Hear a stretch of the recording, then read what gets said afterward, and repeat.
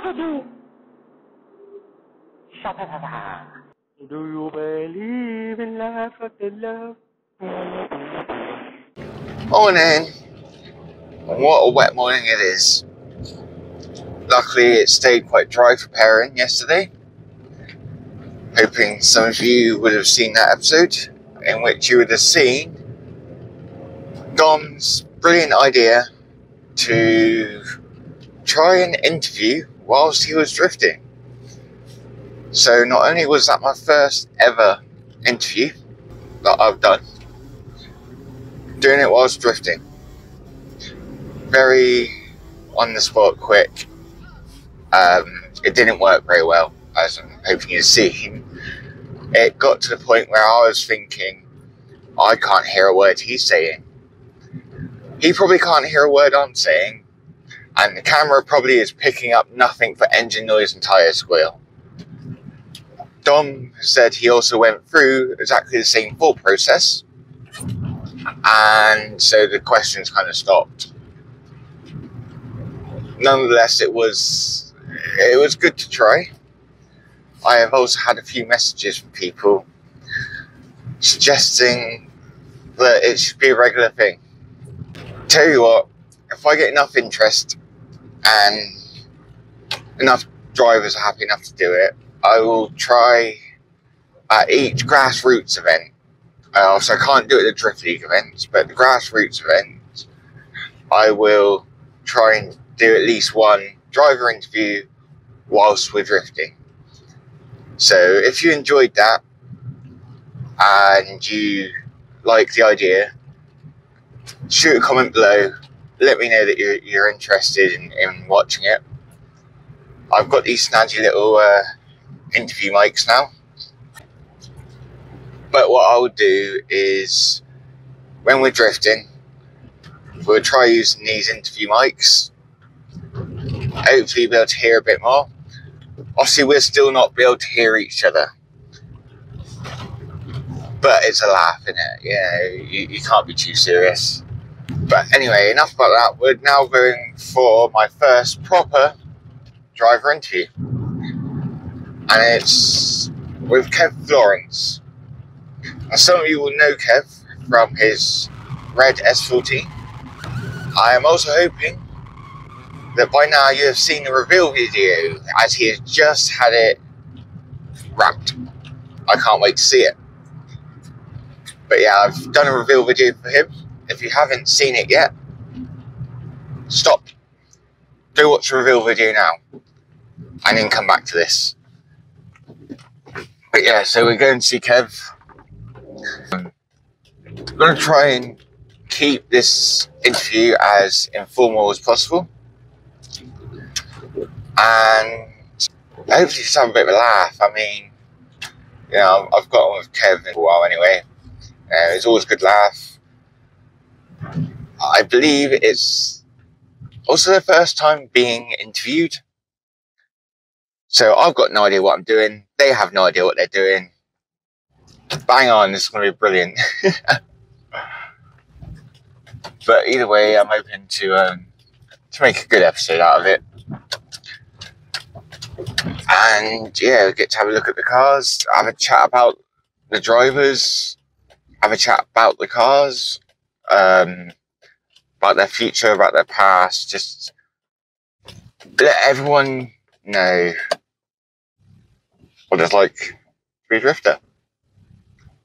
Behind the scenes of what it's like to be a drifter. You've all seen them sending it sideways, screaming tyres and everything, but now you're going to see the cost, the heartbreak, the hours. So I hope, I'm sorry, I need to show you this. This is brilliant. Here we have a Cobra or a Woofy. But yes, I hope you enjoy this episode. I'm looking forward to seeing how it goes. So here we are. Kev's car. Look at that. Absolutely gorgeous. He was doing some final touches with it. Just kind of bodging up the roof so it wasn't red. I will do something cool with it at some point, but for a minute, black roof, that'll do. And we need opinions, right? The wheels. Does he keep them gold? Or does he go silver? Or any other option. I don't know yet. And the more people that say gold, the better, because it means I don't have to paint 10 wheels. He's lazy. I am lazy. I say that, he's just wrapped an entire car. But well, I mean, I didn't technically do it, but you know. Yeah, I did it all myself. It was all me. he painted the roof himself. With a rattle can. Shh, I'm a professional painter. Just want to point out, this is drifting. It's botched stuff a lot of the time. Recommend you do it properly. Recommend, but money, time, and laziness tends to get in the way of that. Money and time as well, mainly. And Yeah. if you're just getting into drifting, learn to love cable ties. You're gonna use a lot of them. Yeah. Bumpers held on with cable ties. Do you know why, though? In all fairness, right, I've messed around with making brackets to hold wings on, hold lights on, hold bumpers on. It's fantastic, looks lovely. First time you hit it, it bends and never fits again.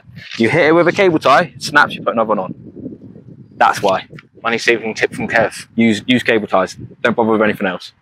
Things break if you use anything else. Cable ties break. It's cheap. The thing is, right, you go to a show, look at any drift car, guaranteed there's cable ties on it. That unless it's freshly built or freshly brought or something like that, it's going to have cable ties on it. To be fair, it's like when I went with Dan yesterday, Yeah. his hydro's held on with cable ties. That's keen.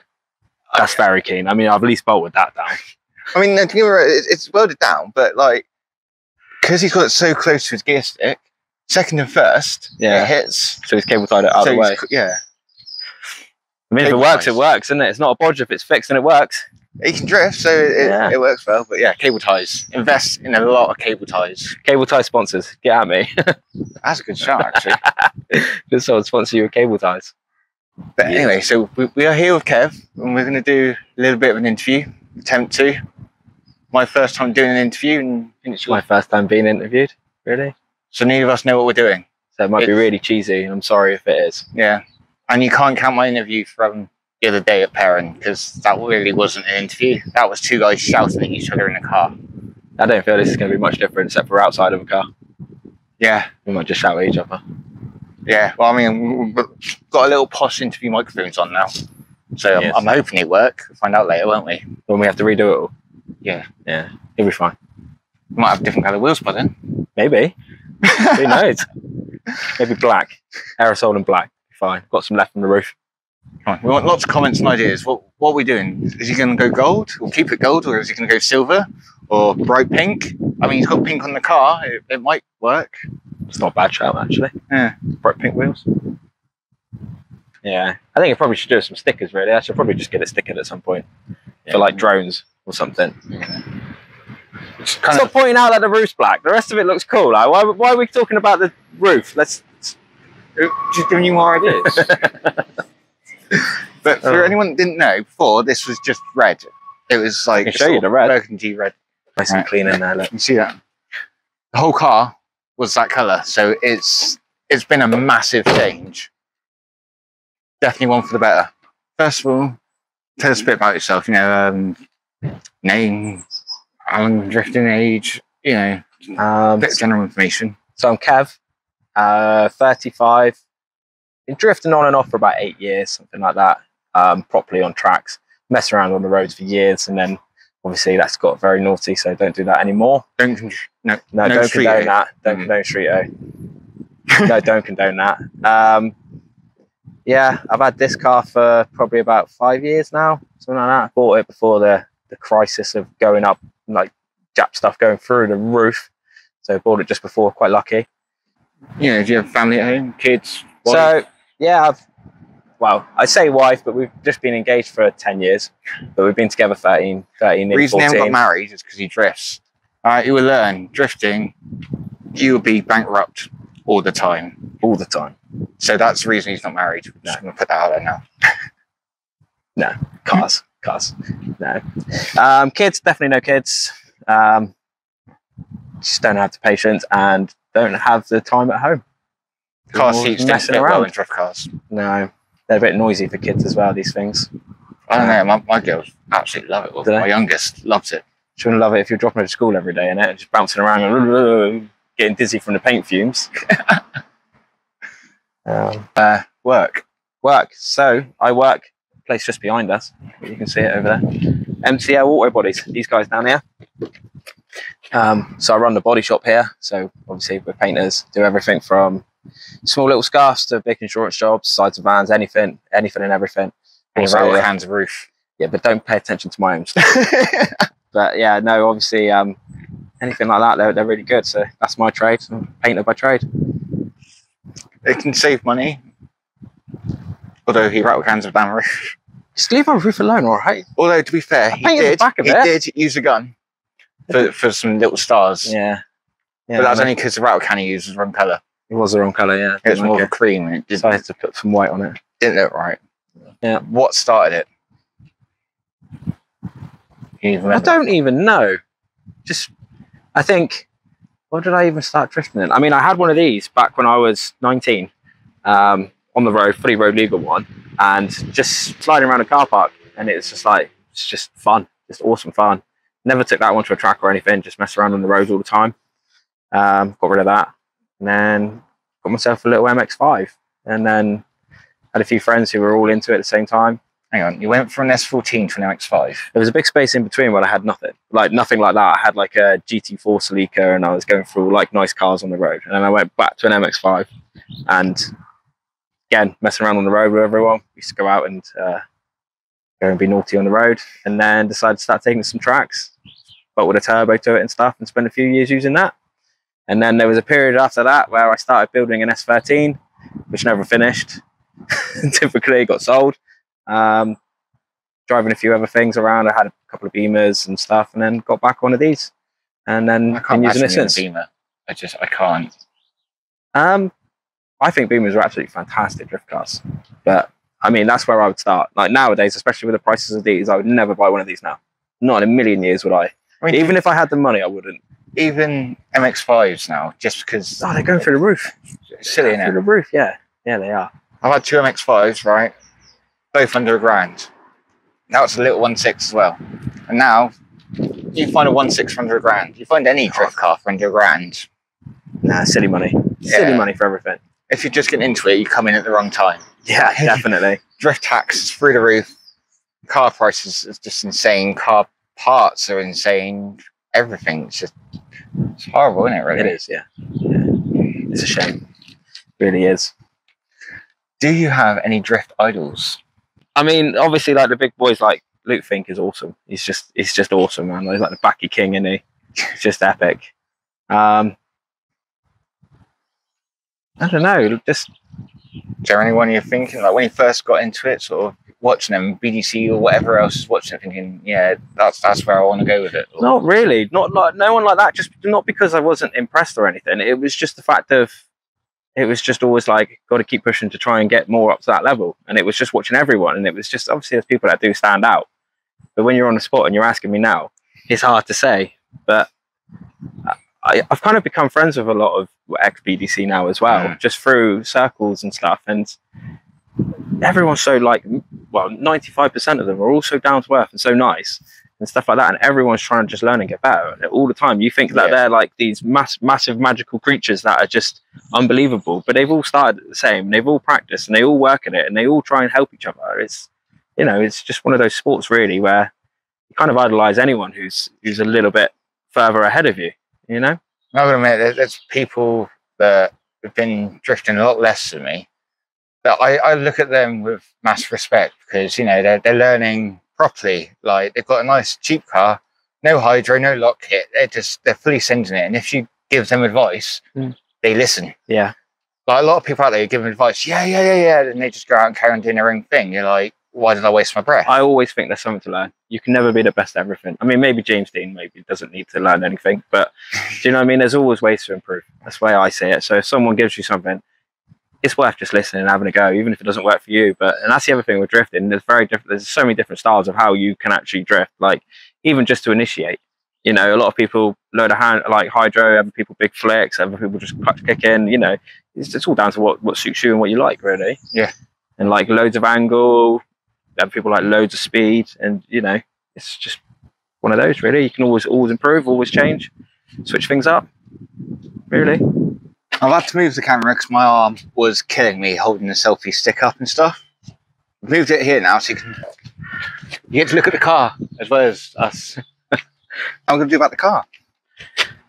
So it's an S14A. Still running an SR. Obviously quite modified now. I should open the bonnet, but I'm not going to because Ian Leggett will tell me off because it's really dirty because I never clean the engine bay. But it's running 2871R turbo, APW top mount manifold, HKS cams, 750 injectors, Link ECU. I had a few people map it and it was always meh. Then got Martin Batty to map it and it is insane now. It feels like 5,000 horsepower. Like, couldn't recommend him anymore. Made my car insane. Made it absolutely insane. This thing is nuts now. So I couldn't recommend more. People have been to Batty as well, haven't they? Yeah. Everyone always says the same. It like, is his phenomenal. Amazing. Absolutely phenomenal. Feels literally like a different car. Like you wouldn't even believe it. It is just nuts. Like what he's done to it. It is, yeah, thanks Martin. Amazing. Absolutely amazing. Was done like sort of responsive throttle. It's just mapped, just the way he mapped it. Like the power now is just so usable and it's just so much more like aggressive as well. And it's just awesome. It's just makes all the right noises as well. The turbo flutters and everything, shoots flames and all that. It's great. It is absolutely great for that. Lock mods wise, I haven't got anything fancy. It's just cut and welded hubs, extended lower arms, I think they're 25mm, and subframe cut and the steering rack move forward, stop over centering. Brakes on the front, I think they're standard. They might be Z32s. I can't remember if I did. I think I had a pair randomly off another car and I put them on. Gearbox is a CD09, so it's a 357 gearbox. I have killed about 5 SR boxes, so I just got bored and put a new CD09 in it. Well, not new, but you know what I mean. Changed it to CD09. Rear end, everything's solid mounted. It's a solid mounted subframe, all re-strengthened as well. So all the plates in there, strengthen it up. Solid mounted diff. Brakes are standard. The diffs are 4.1 in there now. I was using a 3.6 for years, and everyone told me to change. I never did. Changed it. It's the best thing I ever did. So yeah, better ratios, much better. Got stuff in it, hydro, nothing. It's pretty basic setup really for what it is. It's nothing massively fancy. I like it kind of basic as well, less things to go wrong. The wheels, obviously 720 wheels, all matching, all the same, so at least the consistency is always there. So every time I change a set of wheels, they're the same width, same tyres, same everything, so it always feels the same, which was really nice. Always really brand new nice. tyres, or do you get part ones? Or nowadays, always use brand new tyres. It's not a snobbery thing or anything like that. It is just the fact of it. Just for me, it's having that constant feel exactly the same. So I take off a pair and put a new pair on. Barely have to change my tires. This car is great for not killing them badly. I can use a new pair and they'll last me pretty much whole day wherever I am.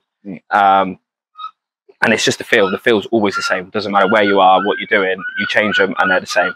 You know, part warns are great, but you're changing the wheels all the time. You go do one run and it feels one way, you stick on another set, it feels completely different. Yeah. You know, and so you're always kind of fighting that car, whereas you can get a lot more consistency out of new tires. So you've always got the same brand? Always the same brand, yeah. Always use the same brand. Only budgets. They are only cheap tires, but found some I really like, so stick with those. Yeah. Me and Paul always run the same, so yeah, it works out quite well. The only other thing really I've done is put an electric steering pump on it because I kept having loads of problems with the power steering, so put an Astra power steering pump on it. Seems to have sorted it, and it's good because when it does break, you can sort of switch it on and push it and have power steering. Nice. So it makes it nice and light when you're broken down, which does happen. Obviously, the thing you can't see, got safety kill switches as well. Yeah, it has got everything with that on it. Yeah. So it's got all the competition stuff. So it's got the kill switches for the power, so kill all the power. It's got the fire extinguisher system, so a big bottle in the back, which shoots into the engine bay over, like obviously all the injectors and stuff like that. And then one that shoots at me as well. So if I was on fire, handheld fire extinguisher as well. It's all competition stuff you have to have for competition. And obviously full roll cage. So it's got a full 6-point roll cage with the door bars. I don't know if you can see that on there, or if you're bothered or not, but there's a roll cage in there, and obviously all the harnesses and seats and stuff. I did build it obviously for competition, but I can't afford it. I can't afford to do it.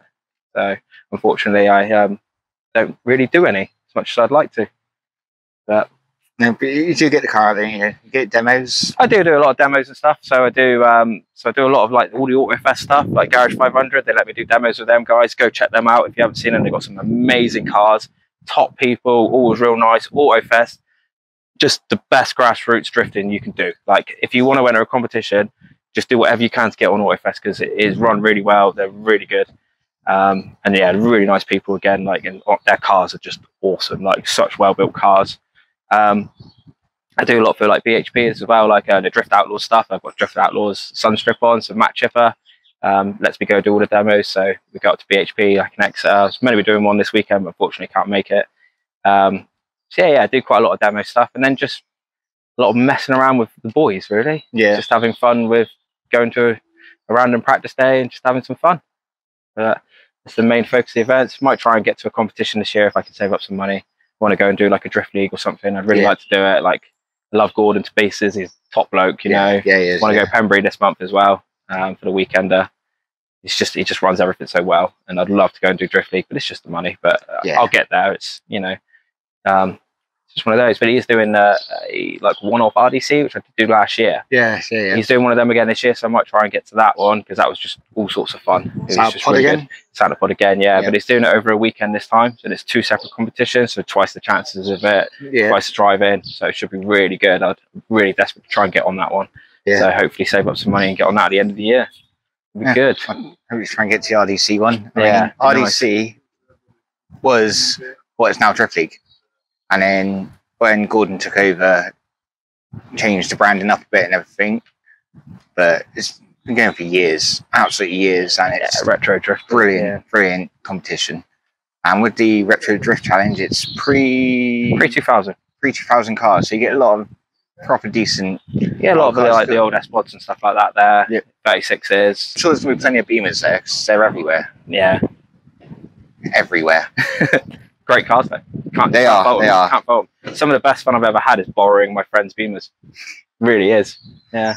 If you like BMWs, go to Driftland and drift. Many BMWs up there.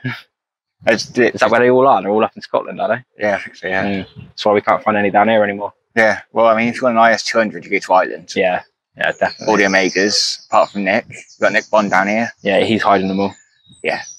I remember like when me and my friend Fitton, we used to buy a lot of V46s all the time. Like every month we'd buy a couple for pennies, strip them to pieces, take the motors out, leave the motors. We still got a load of the motors kicking around, and then scrap them.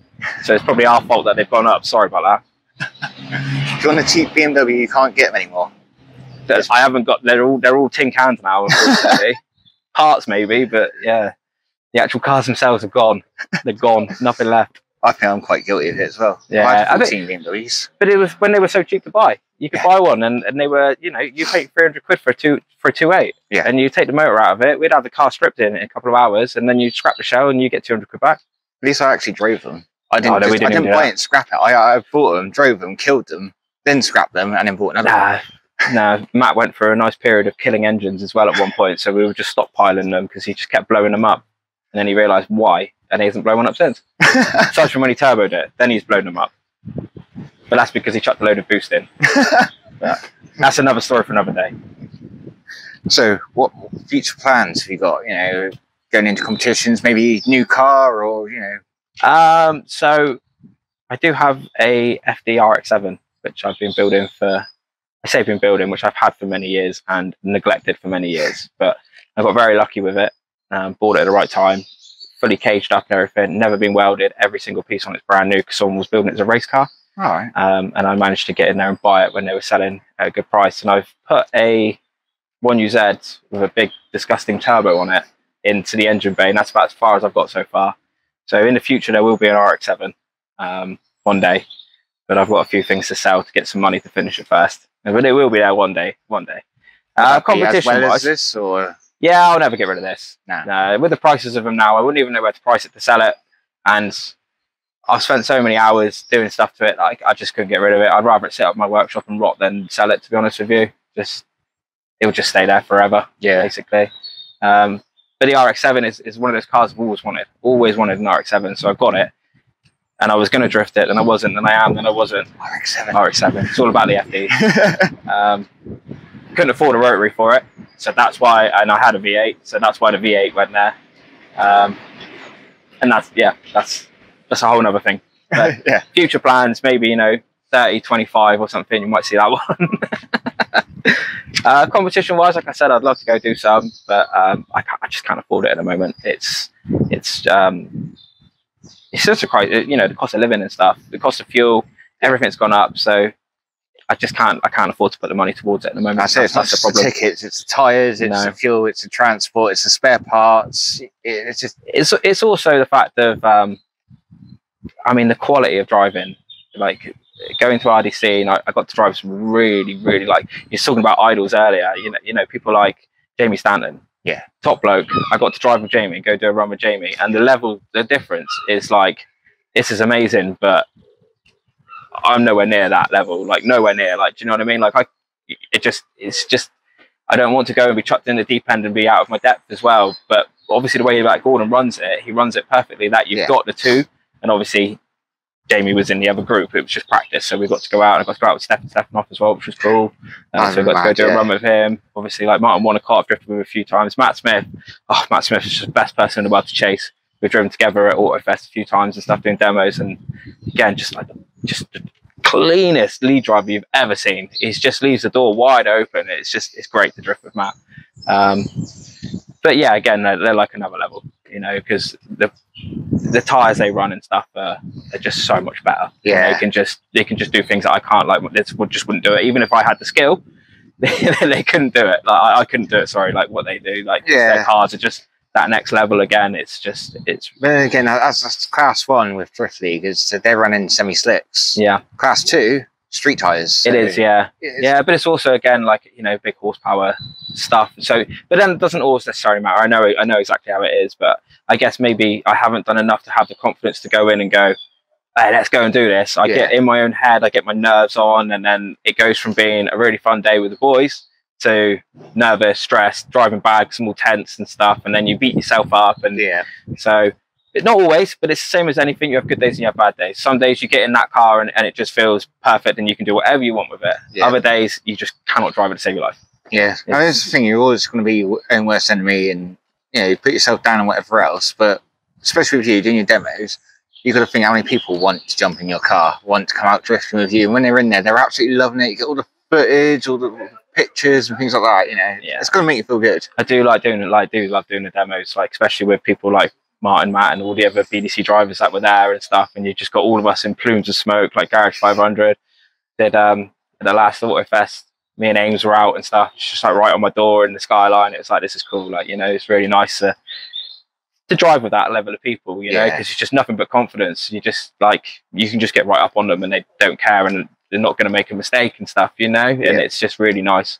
But then you panic that you're going to make a mistake. It's all fine. Touch wood, we've been all right. We've been all right. If you're in front, you're like, am I being consistent enough? Are they struggling behind me? And, you know. No, it's all good. Now there's the fun part. The cost. To be realistic to people getting into it is no one ever talks about the cost, and people are going to absolutely hate me for this series because I'm going to dig about the cost of it all. So, I mean, stuff like, you've had the car for a while. Yeah. How much did it cost you back when you bought it? So, when I bought this, I got extremely lucky. It went up for sale on the internet, and I messaged him within 6 minutes and told him I'll come and get it now, and drove up there and got it. And I managed to get it for £2,750. You'll never see those prices again. No, not for these. No. And I mean, it's still on the same engine that it came with. And when I bought it, it had been graffiti painted in a horrible colour. It looked awful. It looked like a battered old wreck. It had no rear quarter glass. It was just like a piece of metal riveted in there. Had a brand new body kit on it though, like brand new. It had genuine Ganna doors on it. So it had some good bits on it when I bought it. But I mean, the money I've ploughed into it, realistically, I would say it probably owes me, if I was actually going to price it up just off the top of my head, it's got to be up near 8-9 grand at least. I mean, when you look at it all, like an ECU is, you know, it's £1,000 straight away. Yeah. You know, turbo 800 odd quid straight away. Manifold 600-700 odd quid. Injectors 500-600 quid. Mapping £1,000. You know, it all adds up. Like that's just for the car, and then seats and stuff like that. Roll cage was 1,200 quid. It adds up quick. Like so, even buying a what was a very cheap car really adds up very quick. And you're not, I mean, not even to mention body panels. I mean, I've had about 5 doors on this. I think I've had 6 different body kits where they've been smashed to pieces. It's quarter panel, all sorts of stuff, you know, like they just get damaged. Like wings, I've had probably 8 pairs of wings on this. It does add up, definitely adds up. But I mean, you can do stuff like I said, like I had the Ganna doors on it, and I managed to swap the Ganna doors for a whole body kit. And I was like, yeah, I'm not that bothered. And now I look at the prices of them and go, oh, why did I do that? They're worth so much money now. Like, but yeah. Then, right, well, I mean, that's the car. And then when you talk about the price of doing it, so, I mean, for a mess around day, so for instance, if you go to somewhere like Zoyland, I always say it's a £200 weekend. So that's including your entrance fee. And then you've got fuel to get there. So obviously I always tow this because it's not road legal and I'd never drive to a drift day anyway. Fuel to get there, fuel in the car, and then that's your 200 quid. Then any food on top, and then tyres on top of that. And then if anything breaks. So always allow for about 250 quid each go. So it's hard. That's why it's hard to do it each month. 250 quid a month. You know, it doesn't sound that much, but when you're actually forking that out, it's a lot of money. Yeah. Especially the cost of living when you're trying to pay for everything at home. Yeah. And then at the end of the day, you've got to have days out to go drifting. Agreed, definitely. Let the steam go. Just have a bit of fun, go out to lads. Just remember that life is fun. It's not all work. Yeah. And this is why you do it, is to have stuff like this, you know, and go and have fun.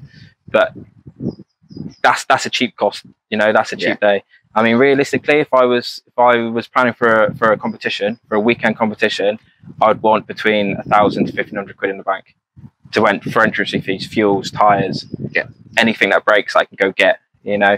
And I end up carrying a lot of spares with me most places I go as well, stuff like drive shafts, you know, snap blow many drive shafts in this, but I don't know why, I just kill them. But yeah, so you end up buying spares when they come up on the internet as well. You never have the money for anything, do you? There's who's got money kicking around, but you see a set of drive shafts and it's like, oh, I only want 60 quid, I'll have them.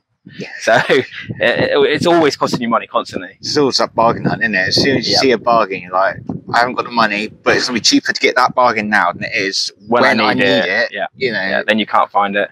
And then to be fair, like 250 quid for a weekend, you know, a day at Zoyland, to me, especially prices now, is cheaper than a night out on the booze. If you go out in town or whatever else. I mean, that's another thing. I don't drink. I don't go out. You know, I don't do stuff like that. So to me, I'd rather go and do something like this. Or if I'm late home, which I am, I'd say 9 times out of 10 every night, it's because I'm working on this or I'm working on a friend's car or something. It's just so that money that you save from drinking and stuff, you chuck it into this. It's just, I think it's that trade-off, isn't it? Yeah. And my problem is as well as drifting, I like loads of other stuff. So I do a bit of motocross, I do a bit of track days, I've got motorbikes. So it all adds up, and then money everywhere. Yeah. And the worst part is I can't even get finance or anything like that. So I've got to pay for it all. So take that as a good thing. You know, you think how much it's not. debt you'd get yourself in if you just like loans after loans after finance. But it would be a lot easier because you could just buy everything you wanted straight out without having to wait for it. You could just go, yeah, I'll just buy it. But then you've got to pay it back eventually, I suppose. And then when something breaks, you've got to buy for something else. You're like, well, I can't because I've got to pay back the loan. Yeah, it's true. Very true. Yeah. So you said about, you know, obviously spending time working on the car. So realistically, are you at home all that much? You just working all the time? Do you do loads of overtime to pay for it? Or are you always stuck working on the car? Or I'm a nightmare. My missus will tell you this. Sorry, Sita. I love you to pieces. Thank you for being so understanding. I'm never really at home. If I'm home at 10 o'clock, that's an early evening for me. That is doing overtime. Because obviously as well, you know, because I do run this place, like run the body shop, I like to make sure everything's right for the next day. So if there's something I need to be doing, I'll be the one to stay on to do it, which is fine. But also stuff like this, getting this ready for the wrap yesterday, all week I've been here till 11 o'clock, 12 o'clock, just making sure everything's right, spending time with the guy who wrapped it to make sure the design's right. You know, we've just been doing so many evenings, and then I mean, it's turned out absolutely amazing. I'm so happy. But yeah, I don't spend much time at home at all. I'm always doing something, either for someone or for myself. But again, it's you learn a lot with drifting about how to work on cars as well, because the reality of having to pay someone to fix a car soon goes out the window. You have to jack it up on the driveway and do it yourself. Yeah. You know, I'm very lucky that a lot of my friends are mechanics, so I've learned a lot from them. And if there's anything I get stuck with, or I'm a bit like, I don't want to do that, like fitting the cams, I'm like, I could do it, but I'll probably mess it up. So I'm not going to do that. I'll get them to do that. And I'm very lucky. And in the same respect, I sort out their bodywork, you know, so I'll do their cars to a certain degree. But yeah, never at home. No, usually just me and my dog sat somewhere. Poor thing. She's always just sat at me looking at me like, can we go home now? No, just got to do this and then we'll go. So do you have to do much sort of overtime in that at work, sort of pay for all this, or? Yeah, well, obviously, like they're a really good company to work for as well. Like, I get on very well with the directors. They're really top people. So the overtime, obviously, it pays my wages and stuff. But it pays for this, because obviously, who's got enough money? You tell me someone who goes, oh yeah, every month I've got loads of money left over. No one does. Yeah. And then when you need to start buying things for this as well, it just adds up. But I'm really lucky in the fact that they let me use the workshop as well to do stuff on this, and to, you know, I've used it all weekend to get all the car ready, and it's in a nice clean environment and in the spray booth ready to go. So it's little things like that which make a big difference. You know, being able to keep it here for a couple of days and clean it all off and everything, and it's somewhere safe. You know, some people don't have that luxury. You know, I am lucky as well that me and a couple of the guys got a workshop where we keep all of our stuff. Which again, these days is so hard to come by. And I've been looking at units for ages, and you literally need a monthly rent as well as your own house. You need to rent the workshop, because it's the same sort of price. It is a lot of money. I mean, we got very lucky where we are. We've been in there a long time, but we're very lucky. We've got a big space with all of our stuff there, so it is good. But trying to find units now, I just don't envy anyone. I really don't, because it's so hard. I mean, we were at a unit up in Milba, and then we had to go because the place got sold. And then we looked for, I would say, nearly a year trying to find somewhere else. And we had all of the stuff, all of the cars, everything, all the equipment, all stuck in my mate's like garage. It was horrendous. Like, he's got quite a big area, and it was just piled. And then we managed to find a workshop, luckily. But it's one of those things. If you've got a workshop, keep hold of it, because it's getting crazy. I work on my driveway. Well, I actually work on my neighbour's driveway. Yeah, my car's jacked up on my neighbour's driveway in bits at the moment. So when it rains, I can't work on it, because I'm not getting that wet. You know, like it's a good neighbour though, letting you do that. It's only because I haven't got a car. Oh, well, ideal. Just hope they don't get a car though. But yeah, so if you do find a cheap unit, definitely keep hold of it. Yeah, because they are near on impossible to find now.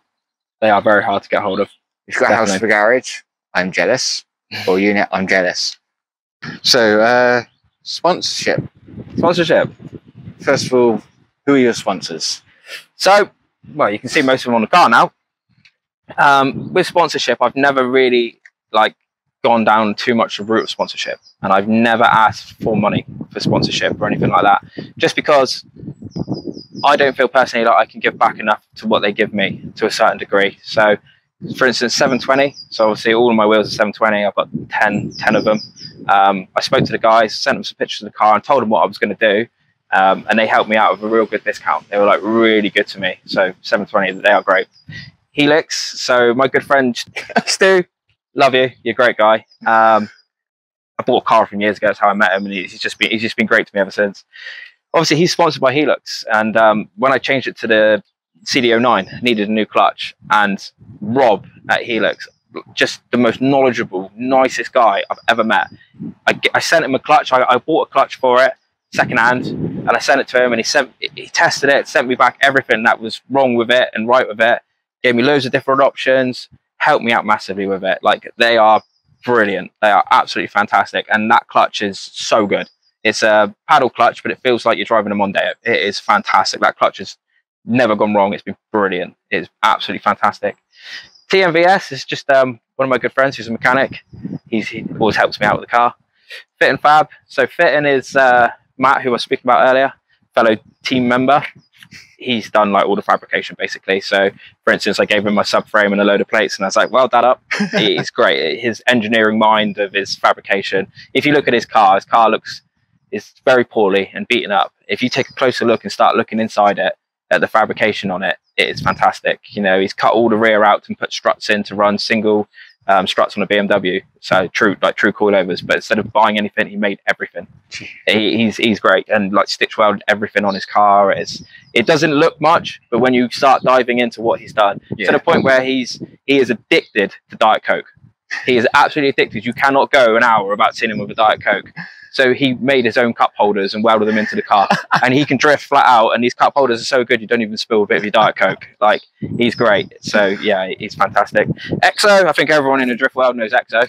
Yeah, Matt, I've known Matt for years, literally years. I remember when his Civic he's got now, he's got like an 800 horsepower drag Civic. I remember painting some bits on it, a bumper for him, when it was a horrible white thing, and it was the worst thing I'd ever driven in my life. And now he's got this crazy awesome thing. Always helped me out. If I ever needed anything, he literally on the phone straight away. He's great. They've got everything. They're really helpful guys down there. MCL, we've talked about that already. That's obviously where I work. So that's nice of him. JP Plumbing and Heating. So Mark down there, he's just a really great guy. So he's helped me out this year with tyres. In fairness, he's been great. So he actually bought me a bundle of tyres, and he hasn't really asked for much in exchange. You know, obviously I've got the sponsor on the car. Yeah. Like, the company's great. So obviously I know him through people. I know everyone. I know blooming people all over the place, and a couple of plumbers I know who always use them, and even people who have bought stuff off them that are just people like you and I doing DIY. Yeah, they're great. They will help you with anything. Go down and see Mark down there. He will literally help you with anything. He's a top bloke, really nice guy. Got Keywise down there. So Keywise is where Paul, one of our other team members, works, and his boss is just great. He helps out so much, especially with Paul. So it's just a thank you as well for what he does for Paul, and he helps me as well. He does help me with certain things. Like he'll get stuff for me, like at trade price and stuff like that. Like, really nice. He doesn't have to do it. Yeah. He does it. Top. And obviously they sell so many cars and stuff as well. So if you're looking for a car, go speak to them down at Keywise. They've got hundreds of the things down there. So really good. And then yeah, Chameleon Signs. So there's the giveaway of the sponsorship there. I've known Andy for years. Me and Andy go back to kids, sitting in my living room, and he was just getting into like wrapping things, and we'd sit there and you'd be just wrapping things in the living room. And we always talked about doing a livery. Ever since I've had a car, we've always said like we're going to do a full drift livery. Never done it. And obviously now he's got, you know, the company that he's working for, and they've helped me out massively with this. This would never have happened without Andy. The hours he's put in the evening, this has all been done in the evening on his own time. You know, we were down there till 11 o'clock the other night eating pizza, trying to sort it all out. You know, top guy. Anything you need, like sign wise on your van and stuff, he's the guy to go to. He'll help you out massively. Go down and see Andy down at Chameleon Signs, and he'll help you out. Don't ask him for liveries because he won't want to do it.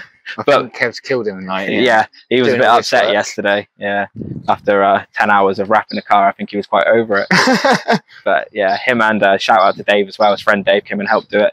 So there's two of them wrapping it yesterday. It's crazy to watch as well when they're doing it. They are so good. It's come out amazingly, isn't it? Yeah, I'm really happy. Like, over the moon with it. I mean, it's very out there for me, but I've always wanted one, so I was just like, let's just do it. Let's just do it. I think it's the Jap style as well. Like, it is the old school way Japs used to do their cars, isn't it? Yeah. At one point, drift scene was just full of cars like this everywhere, bright colours and that, and it just died off, and everyone went to the sort of Euro plain colour look. Which this was until yesterday morning. Yeah. Yeah. But it's even like to the fact of like keeping in style with the Japanese look. Yeah. With the team Ronin, which is kind of like our little team, it's like more like a crew of us now. It's just friends. Yeah. But designing this logo, I got the girl who works at the body shop. She's a great painter. She's also a fantastic artist. So we couldn't find anything that looked right. So I just said to her, can you design me something? I want it sort of graffiti-ish. And she gave me like 5 different designs, and we ended up going with this one. And then Andy had to redraw it in the computer style. Yeah. And that's how it ended up. But we've actually flipped it on the other side of the car, so it actually reads backwards. So it's the same as what the Japanese do. Yeah. Because it just wouldn't work. It just didn't look right. As soon as we spent hours playing with it, trying to change it to look right, and it just wouldn't. And we were like, just flip it. Let's just go full like Japanese car, just flip it. So even down to that, you know, we kind of kept into that kind of era of crazy Jap cars. Good day. So Team Ronin, tell us a bit about the team or the crew. The crew, it is a crew of us now. So years ago when I was in my MX-5 and I kind of wanted to progress a little bit, everyone was saying you need to make a social media of you drifting. I couldn't bear the thought. Couldn't bear the thought of having like Kev Florence drifting or something. I just couldn't even stomach the idea. So I was speaking to one of my friends who he's a really good guy, and he was like, why don't you call it something? He said, like, what about Team Ronin? I was like, what does that mean? He goes, look it up. And you look it up in the dictionary, look up a Ronin, the first thing it says is a drifter, samurai with no master. And I was like, that's pretty cool, actually. So at least it's not me, it's like a team, even though it was just me on my own at the time. And I thought people might look at it and go, oh, like Ronin, what's that? Oh, a drifter. Oh, that's quite cool. That's quite a good little play on words. It's a drift pie, it's a samurai, Japanese. Yeah, Japanese. And we used to, with the old livery, we used to have like a samurai on it as well. So I thought, like, you know, but obviously, being how it is, everyone's just taking the mick out of it and going like, oh, you just love Ronin Kev and stuff like that. Or, oh, you named it after the film, like, and it's like, no. Names to be happy, wouldn't he? Yeah, that's where it came from. And then I met Fitton, who ended up started drifting with me all the time and obviously became part of the team. Then we had my friend Tao and my friend Marcus. They joined. We all had matching white cars with the same livery on it. It was really cool. And then we all decided that we wanted to just do our own thing. We painted the cars different colours now, so it wasn't so much matching, but we were all still the same team. And then we met like Paul Seymour, who I don't know how he ended up in our lives, but he's just there all the time. And he's literally just like the nicest guy. Like, he'll do anything to help you. He's just golden. So obviously, because he's there all the time, we kind of bullied him into being part of the team. So he's now obviously our team, and he probably does the most out of all of us, in fairness. like drifting wise, he's always doing it, like, bless him. So obviously, so it's just us lot now. Realistically, at the moment, it's only really me, Fitton and Paul who don't really do anything. And I know Fitton now is building a new car. Top secret. So he's not really doing much for this year. In fact, I don't think he's doing anything this year. So, but hopefully be back next year. So it's me and Paul at the moment. Tao and Marcus are kind of moved on a little bit from it now, not doing it so much. I think the money and stuff got to them a little bit, and so they're not doing so much. But I mean, we just stick stickers on everyone's car now. You know, like, just try it. We just speak to everyone and go, "You part of Team Ronin?" And they're like, "Yeah, cool. There we go, sticker." People like Chris Webber as well. Yeah, I love Webber. He's a great guy. So when we were at Autofest and he was there, I saw a nice big spoiler, nice big black spoiler. So it's got a lovely yellow sticker on the back now saying Team Ronin Drifting. So we've stolen him. He's ours now. But yeah, it doesn't really mean a lot. It's just that's the social media. We're all on social media. Oh, and Kiwi. I forgot to say about Kiwi. That's not very nice, is it? Yeah, Paul Kieran. Sorry, Kiwi. So yeah, Kieran as well. He's just an epic driver. He's just so good. And it was like, dude, like, you got a team? And he's like, no. It's like, cool, you're part of us. And he was like, awesome. So yeah, Kieran's awesome driver, little compact, just great. He loves it. I'm still upset with him about putting a mark on my door at the weekend at Jay's. I had to wrap this because of you. You owe me some money. This is all your fault. No, he's really good. Yeah. So like I said, it's not really like a big proper team anymore. It's just a load of mates. Really, that's all it comes down to. But check out these are drifting. So this is my Instagram, which I never go on. And then this is the Team Ronin one, which I very rarely go on as well. But please do go and give us a like so we look better. That'd be great. Thank you. We need to beat Fitton, because Fitton's own Instagram has got more than the team one. That's not right. And it's not right, is it? So we need to get people to come and like it, just so I can say to Fitton, well, yeah, well, we're more popular than you on your own now. Yeah. Now the fun part, the driver questions. The random questions. Random questions that people have commented. And if you've got any more, just comment below. I'll add them to my nice list I've got here. That's a long list. It's some interesting ones. Oh. So starts nice and easy. If you had, money, no object whatsoever, dream build.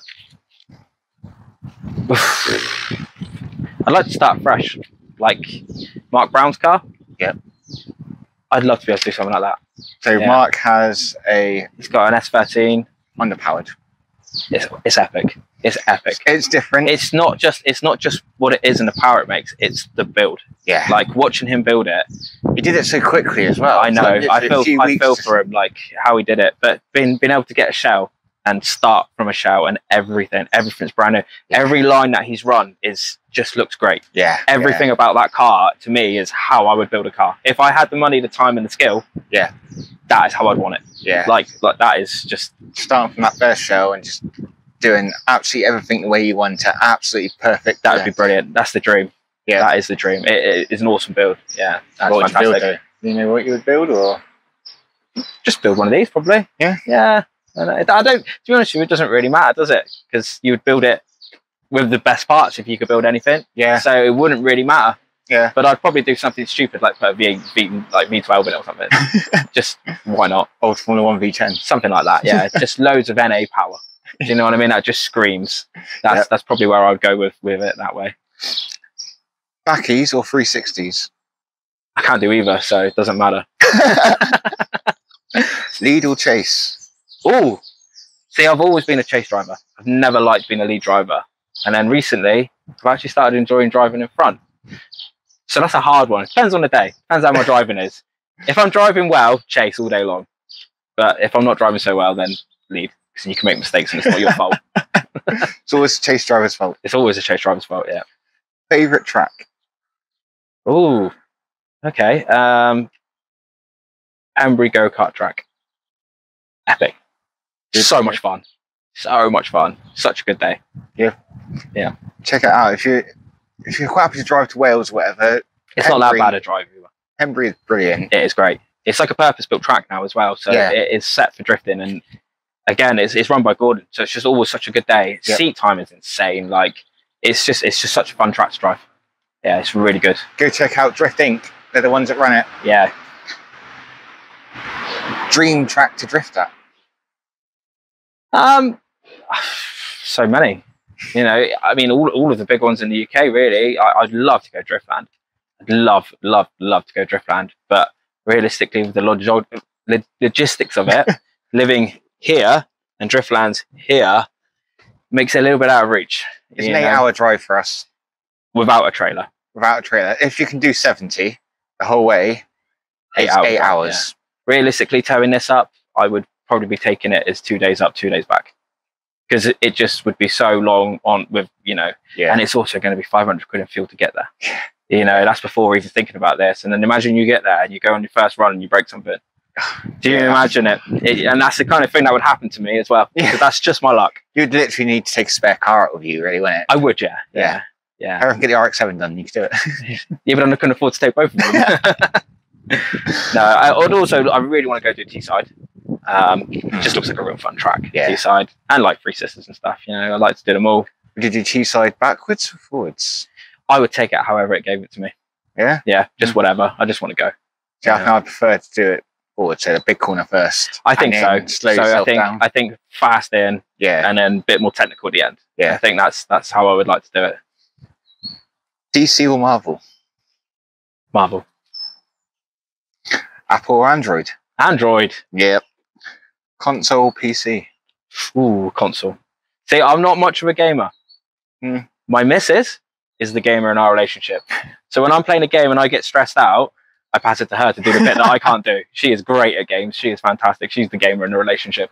So Xbox or PlayStation? Oh, now this is a question, isn't it? That is a question. This get you a lot of get you a lot of trouble, right? So I was always PlayStation, right? PlayStation 3. I was like, this is great. And then when me and my partner got together, I bought her an Xbox One so she could play online with all of her friends. And I was like, this is rubbish. It's absolutely rubbish. And then I had the whole big thing with the online and everything and everyone getting hacked and everything. And the Xbox never went wrong. And I was like, ooh, Xbox. Yeah.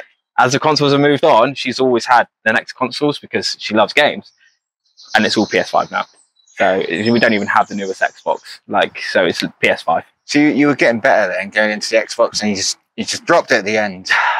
Do you know what? I don't think there's that much difference in the two. I don't think it matters. I'm not on the Xbox enough to really care. I'm gonna take her opinion on it. That is PlayStation because she has the PlayStation. It's safe at home then, aren't you? That's it, yeah. McDonald's or Burger King? Oh, don't particularly like either. KFC? Yeah, I prefer a chicken wrap, I think, than I know I'm fat, but I don't actually like McDonald's that much. The Full Monty or Magic Mike? I mean, come on, Channing Tatum. Magic Mike, innit? Yeah. Got to be all day long. Yeah.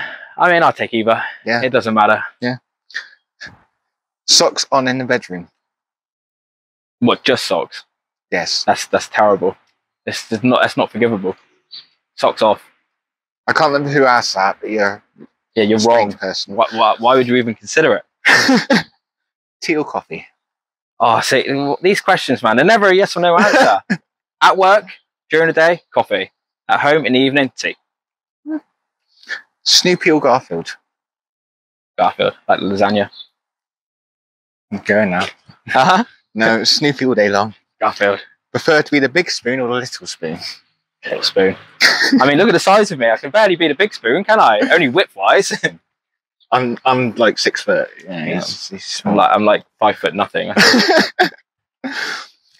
So if you sat in the start line, say, you know, before Autofest or whatever, do you have some sort of motivational quote or music or anything that you do just to kind of get yourself pumped up for it? I usually just tell myself, don't it up. Yeah, just relax is usually what I tell myself, just relax. Doesn't matter, it's cool, just chill, relax. Because you can't drive when you're tense. As soon as you tense up and try and drive, you can't drive. No. That's when you make big mistakes. Yeah, and that's when it gets costly because you're trying too hard and the car's just not going to work properly. You've got to be relaxed, so it's just relax, chill. Most memorable battle or drift day or something that really sticks out? There's been so many. Driving with Matt, me and Fitton, and we were driving all the time together, being able to go somewhere like Zoyland and push him around the track, the whole track, and just knowing exactly what his car's going to do, knowing exactly what my car's going to do, and just stuff like that. Just days with the boys is just fun, you know, just having a laugh and it just being chilled. And then at the other end of it, going out at, you know, Waterfest with all the big boys and stuff, and you're like stuck in the sandwich between Matt Smith and Martin Wanacott, and you're just kind of like, well, don't look at them, don't just carry on, you're fine. Like, you know, that's always an adrenaline rush. So yeah, I don't know, it's just so many, it's hard to pinpoint certain things like that. Driving with Ian Leggett as well, good friend of mine, Ian, had some really good runs together. Like he's a great driver, like really good. Like you can just, and Kiwi again, just loads. just any time it goes right is a good day. That's a good day drifting. When the car works and everyone's driving together and you're getting close, you know, it's great fun. It's great.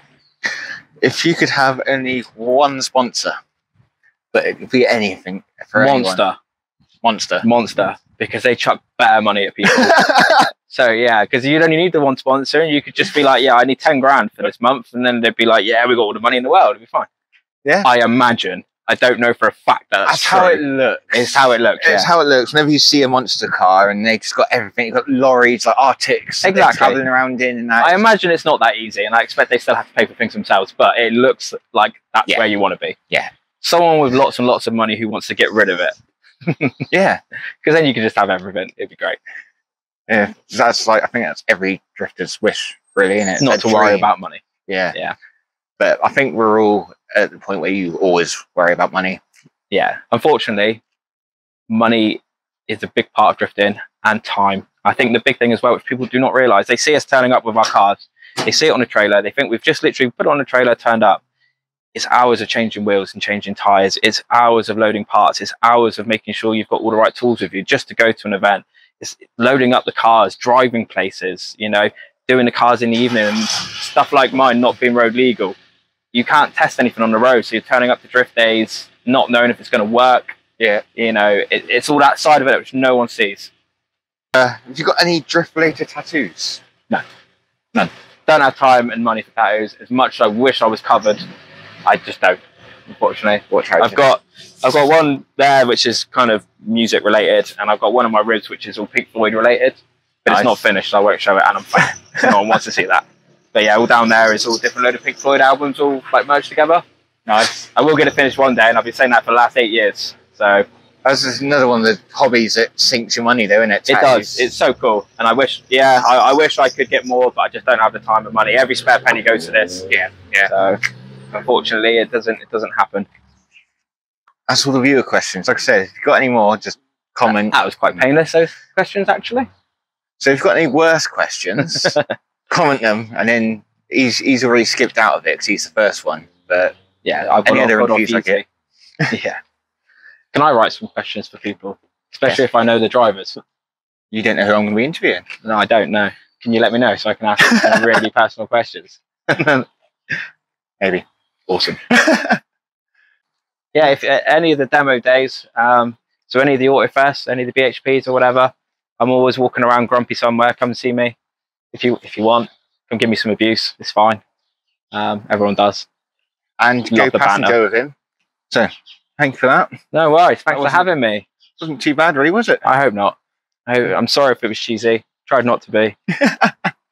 It's hard. Who knows? This might be great. This might be awful. Yeah, we'll find out when we start. If it's really bad, then just put a load of music over it. Like, just dub it or something and be like, okay. Hopefully you'll see this car drifting. It'll be around in about. Small Grassroots episodes, maybe some more oil-ins and that. Let me know about the wheels. Yes. Gold, silver, or anything else. And Paul, I bought these brand new, and I had all 10 of them sat there. Me and Paul sat there and scotched all of them, painted them all in one night, and I still don't think he's forgiven me. Literally making him sit there doing that. Bless him. What a friend's for, eh? So that's the end of that one. Hope you enjoy that, and speak to you later. Bye. Bye bye.